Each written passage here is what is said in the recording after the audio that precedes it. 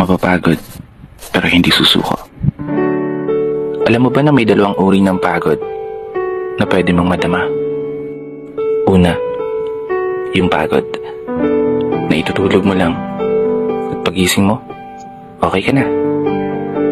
Pero may isang uri ng pagod na talagang kakaiba.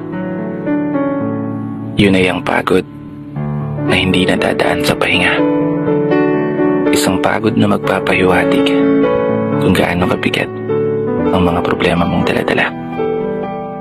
Pagod na magpapanginig ng mga luha sa mata. Pagod na magdidikta sa'yo para sabihin ayaw mo na. Mapapatanong ka na lang talaga, saan nga ba ang direksyon ng aking mga paa?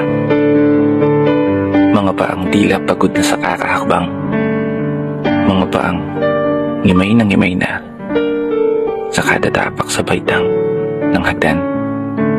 Isang hagdan na magdadala sa akin patungo sa isang palapag na pinapangarap ko.